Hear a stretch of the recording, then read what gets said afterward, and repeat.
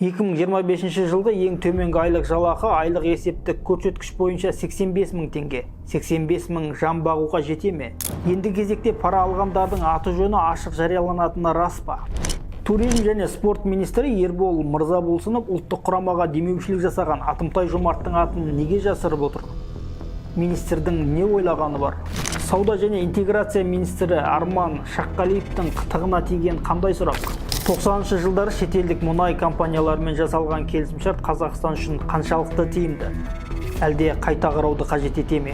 Нарық жағадан алғанда айыппұл аяқтан шалып жатқан жоқ па? Метапневмовирус деген не? Одан қауіп бар ма?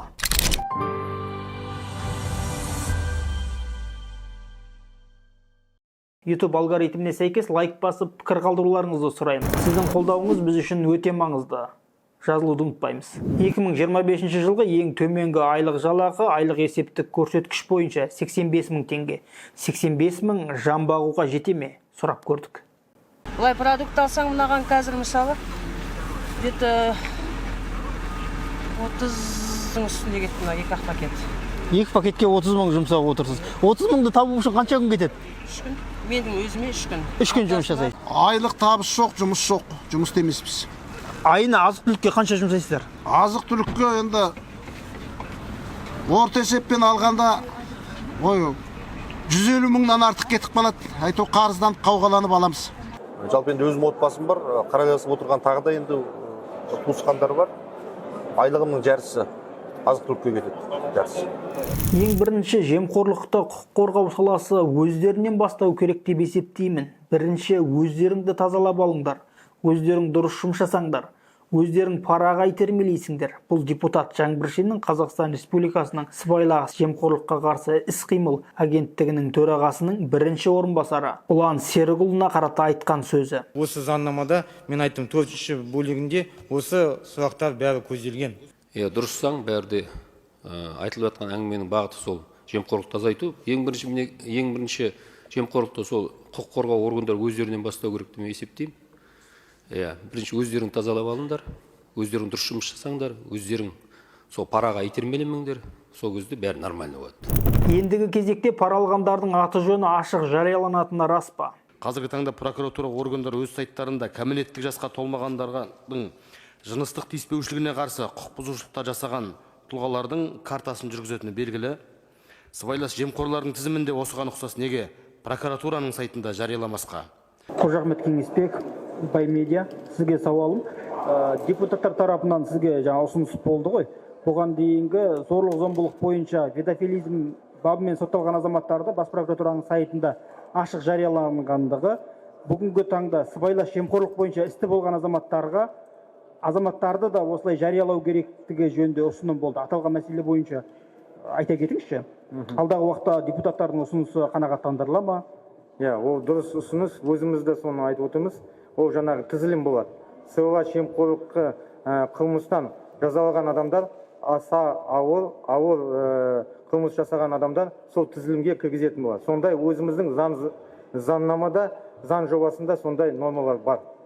Ашық жарияланады. Туризм және спорт министрі Ербол Мырзаболсынов ұлттық құрамаға демеушілік жасаған Атымтай Жомарттың атын неге жасырып отыр? Министрдің не ойлағаны бар? Почему министр спорта не может сказать, какую сумму потратили на форму сборной Казахстана?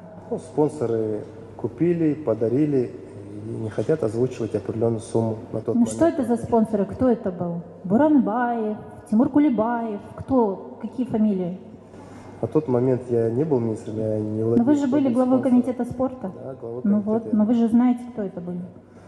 Коллеги, давайте, смотрите, если мы делаем форму, где-то сделали на азиатские игры форму, она получилась некачественной. Поднимаем вопросы, что она некачественная.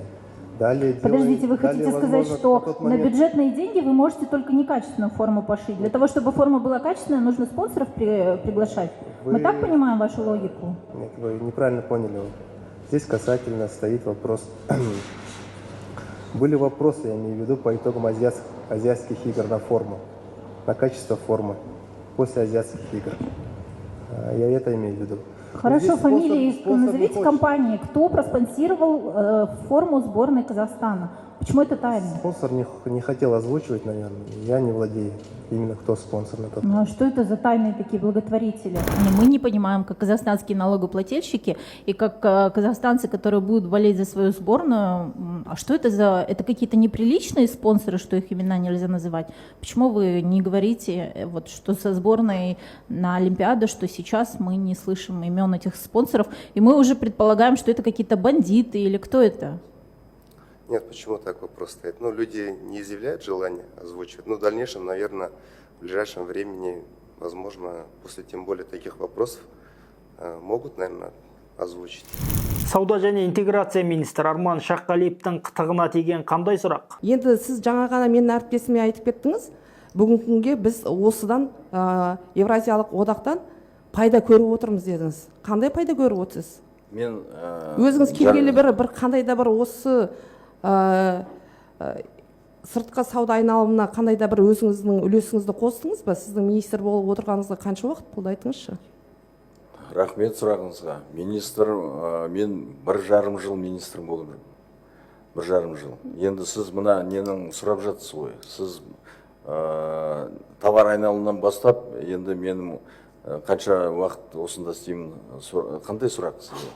Осы одақ туралы сұрап отырмын. Одақ туралы мен айттым, 10 динамика байқалады. Қаншалықты Қазақстанға пайдасы дейді. Экспорт алатын болсақ, 10 динамика байқалады. Мен сізге айттым ғой. Сіз өзіңіз нақты сұраққа нақты жауап бере алмай отырсыз, әлде сіз өзіңіздің жұмысыңызды білмейсіз ба сол кезде? Өзімнің жұмыс өте жақсы білемін. Енді қандай пайда көріп отыр Қазақстан, айтыңызшы бүгінгі күнге? Сіз енді товар айналым білесіз ғой. Ол экспорттың кірістері, жаңағы импорттың шығыстары. Сауда балансты білесіз ғой, қалай?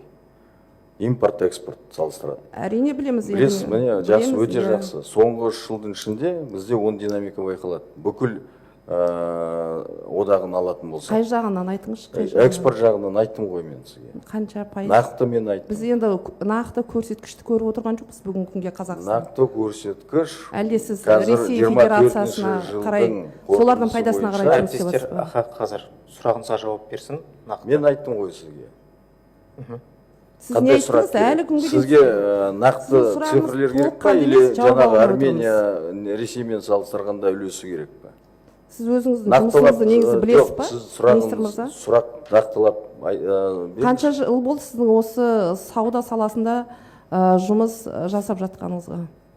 Мен 2 қыркүйектен бастап экономика саласында. 90-шы жылдар шетелдік мұнай компанияларымен жасасқан келісім шарт Қазақстан үшін қаншалықты тиімді? Әлде қайта қарау керек пе? 90-шы жылдардың басында Қазақстанда жеткілікті дәрежеде маман болған жоқ, жеткілікті дәрежеде тәжірибе болған жоқ. Мынау алынған табысты бөлу жөніндегі ешқандай тәжірибе болған жоқ. Қазір ондай тәжірибе бар. Әлемнің бүкіл университеттерінде оқыған жақсы мамандар бар.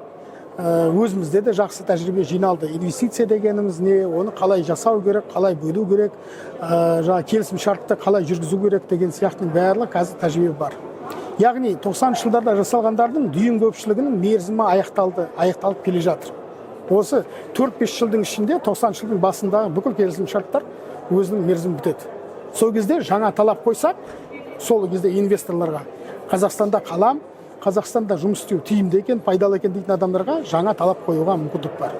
Бірақ кезінде жасалған дүниелерді бұзу ол жақсылыққа апармайды. Енді оның қандай болғанын көріп отырмыз. Статидің ісі 4 жыл ма 5 жыл жүрдік, ондаған тіпті жүздеген миллион теңге жоққа кетті. Өйткені соттың бәріне ақша төлеуің керек, басқасын жасауың керек. Айналып келген кезде айыппұл ретінде де ақша төлеп істі жаптық.